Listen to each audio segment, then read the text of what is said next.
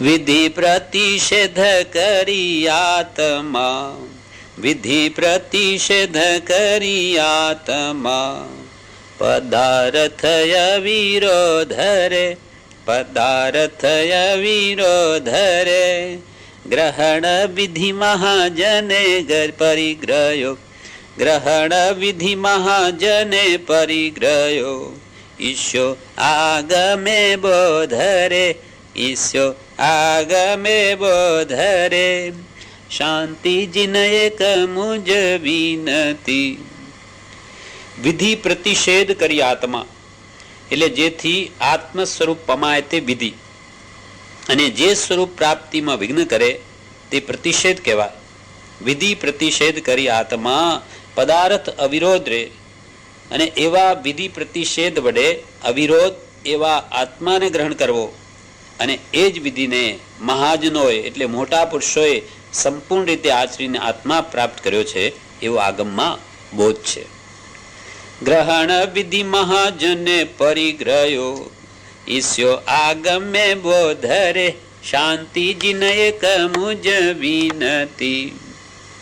અર્થમાં કે છે જે ક્રિયા વડે કાર્ય સિદ્ધિ થાય તે વિધિ, જે ક્રિયા વડે આત્માની સિદ્ધિ થાય તે વિધિ, અને પ્રતિષેધ એટલે નિષેધ તેણે કરીને આત્માને અથવા આત્મા એ જ મુખ્ય પદાર્થ છે તેને વિરોધ રહિતપણે ગ્રહણ કરો.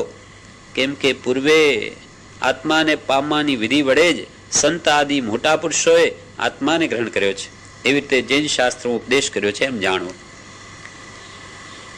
હવે વિધિ શું અને નિષેધ શું તેને વિસ્તારપૂર્વક જણાવે છે.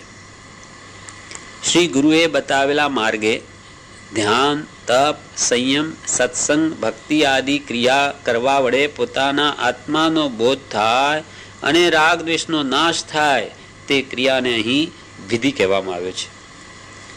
એ શ્રી ગુરુ ભગવાન જે બતાવે કે આત્મ પ્રાપ્તિ અર્થે ધ્યાન એટલે ચિંતન કરવું, તત્વ ચિંતન કરવું, તપ આદરવો. 12 પ્રકારના ભગવંતોએ તપ કયા, બાહ્ય છ બાહ્ય અને છ અભ્યંતર, તપ નિર્જરાચ તે તપને આદરવો. અને સંયમ 12 પ્રકારે ભગવંતોએ સંયમ કયો, ઇન્દ્રિય સંયમ અને પ્રાણી સંયમ. 6 પ્રકારે ઇન્દ્રિય સંયમ, 5 ઇન્દ્રિયોને મનને વશ કરવા કહ્યું, અને પ્રાણી સંયમ એટલે 5 સ્થાવર, પૃથ્વી કાય, અપકાય, તેવકાય, વાયુકાય, વનસ્પતિકાય અને ત્રસકાય, આ 6 કાય જીવની રક્ષા કરવી તેને પ્રાણી સંયમ કહ્યો.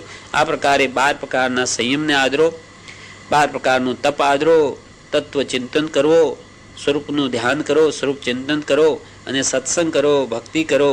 એ ક્રિયા વડે પોતાના આત્માનો જે વડે બોધ થાય તે ક્રિયા કરો, અને રાગ દ્વેષનો ત્યાગ કરો.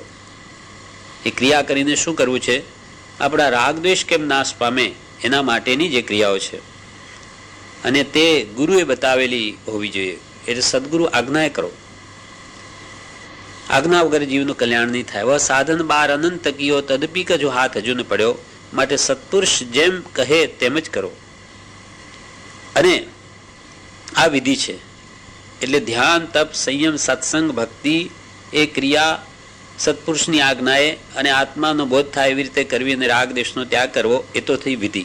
અને હવે નિષેધ એટલે પ્રતિષેધ શું તે કહે છે કે ક્રોધ, માન, માયા, લોભ અને સમસ્ત પૂતગલને અનુસરતી ક્રિયા એટલે કશાય ભાવો, અને રાગ, દ્વેષ, ઈચ્છા, તૃષ્ણા વગેરેને આત્મ પ્રાપ્તિમાં પ્રતિષેધ રૂપ જાણી તેનો ત્યાગ કરો. આ પ્રતિષેધ રૂપ ક્રિયા થઈ જેનો નિષેધ કરવા કહ્યું કે રાગ દ્વેષ વિષય કશાય, ઈચ્છા, તૃષ્ણા, ક્રોધ, માન, માયા, લોભ એ બધું આત્મહિતમાં બાધક છે. સ્વરૂપ પ્રાપ્તિમાં વિઘ્ન કરનાર હોવાથી તેને શ્રી ગુરુએ ત્યાગવા કહ્યું, તેનો નિષેધ કરવા કહ્યું. એટલે પ્રથમ વિધિની ક્રિયા કરવી અને પછી પ્રતિષેધ રૂપ ક્રિયા એટલે જે ત્યાગવા યોગ્ય છે તેનો ત્યાગ કરવો. આમ કરીને આત્મ પ્રાપ્તિ વા આત્મ સાક્ષાત્કાર અથવા મુક્તતા પ્રાપ્ત કરી લેવી. આમ કરીને આનંદગંજી કહે છે કે જે વિધિ છે તેને આચરવી અને નિષેધ એટલે પ્રતિષેધ વસ્તુનો ત્યાગ કરીને આત્મ પ્રાપ્તિ એટલે આત્મ સાક્ષાત્કાર કરી લેવો અને આત્માની મુક્ત દશા જે જીવની છે તે પ્રાપ્ત કરવી. અનાદિકાળથી પોતાનું આત્મ સ્વરૂપ કર્મોના આવરણથી પ્રચ્છન્નપણાને પામેલું હોવાને લીધે ખોવાયેલ જેવું હતું તેને ગ્રહણ કરવું એ જ માત્ર હવે તો કર્તવ્ય છે. અનાદિકાળથી આપણો આત્મા તે કર્મોના આવરણથી પ્રચ્છન્નપણાને પામ્યો છે, કર્મોના આવરણથી ઢંકાઈ ગયો છે, તેથી જાણે ખોવાઈ ગયેલો હોય તેવું થઈ ગયું છે. તેને હવે ગ્રહણ કરો એ જ માત્ર હવે તો કર્તવ્ય છે, એમ આનંદગંજી આપણને કહે છે. આગમમાં પણ આ પ્રમાણે કહ્યું છે. આગમમાં પણ ઈસ્યો આગમે બોધ રે, આગમમાં પણ આ પ્રમાણે કહ્યું છે. અને મોટા સાધુ સંતોએ પણ એ આત્માના સાક્ષાત્કાર રૂપ આત્મગ્રહણ આ પ્રમાણે વિધિને પ્રતિષેધ કરીને જ કરેલ છે. એટલે અનાદિકાળથી જે મહાત્મા પુરુષો સતને પામ્યા છે તેમણે પણ આ પ્રમાણે ધ્યાન, તપ, સંયમ, સત્સંગ, ભક્તિ વડે આત્મચિંતન કરીને જ આત્મ સાક્ષાત્કાર કર્યો છે. એમ ગ્રહણ વિધિ મહાજને પરિગ્રહ્યો. અને મોટા સાધુ સંતોએ પણ એ આત્માના સાક્ષાત્કાર રૂપ આત્મગ્રહણ આ પ્રમાણે વિધિને પ્રતિષેધ કરીને જ કરેલ છે.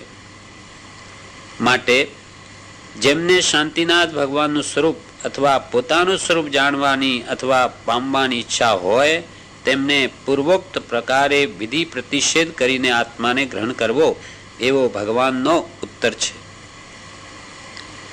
માટે આનંદગંજી કહે છે કે જેને શાંતિનાથ ભગવાનનું સ્વરૂપ કહો અથવા પોતાનું સ્વરૂપ જાણવાની કામના હોય, ઈચ્છા હોય, તેને તો જે અનાદિથી મહાપુરુષોએ જે રીત આચરી છે એ પૂર્વોક્ત પ્રકારે વિધિ પ્રતિષેધ કરીને જ આત્માને ગ્રહણ કરવો, કેમ કે એ જ એની સાચી રીત છે એવો ભગવાનનો ઉપદેશ છે.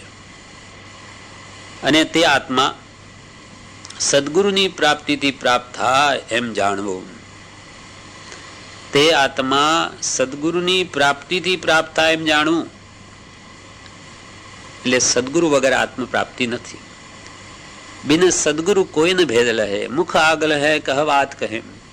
અનાદિકાળથી જીવે ઘણું બધું કર્યું પણ સતની પ્રાપ્તિ કેમ નહીં થઈ? તો કે સદગુરુ આજ્ઞા ન વર્ત્યો. કોઈ પણ જીવ ગુરુ વગર જ્ઞાન ત્રિકાળમાં પામે નહીં. માર્ગને પામેલો જ માર્ગ પમાડશે. તીર્થંકર ભગવાનને પણ તે ભાવમાં ગુરુ હોતા નથી, પણ એમની પૂર્વભાવમાં તો ગુરુ મળેલા જ હોય.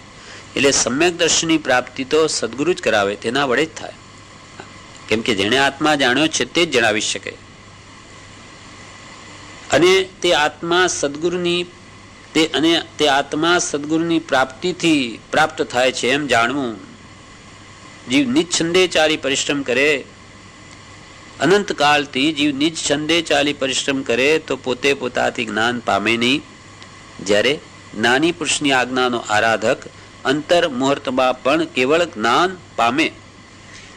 સત્પુરુષની આજ્ઞાએ શીઘ્ર મોક્ષ પણ થઈ શકે અને સ્વચ્છંદે અનંત કાળ સુધી પ્રયત્ન કરે તો પણ જ્ઞાની પુરુષો કે જે ન પામે. એટલે કિલી ગુરુ કે હાથ નહીં પાવેંગે ભેદ વેદ મેં. મોક્ષની ચાવી ગુરુની પાસે છે. એટલે કહ્યું છે પ્રભુશ્રી કે ગુરુને ઘેર ઇજારો છે, કેમ કે સત પ્રાપ્તિ જેને કરી છે એ જ જાણે છે કે સત પ્રાપ્ત કેવી રીતે કરી શકાય. માટે સત પ્રાપ્ત કરવા માટે ગુરુનું જ શરણ લેવું એમ પણ શ્રી આનંદગંજી અહીંયા કહે છે. અને તે સદગુરુની પ્રાપ્તિથી જ પ્રાપ્ત થાય છે એમ જાણવું. તેથી અહીંયા વિધિને પ્રતિષેધ કહ્યું. અને અનાદિકાળથી મહાપુરુષોએ પણ આ જ વિધિને આચર્યો છે અને આગમમાં પણ આ જ ઉપદેશ છે.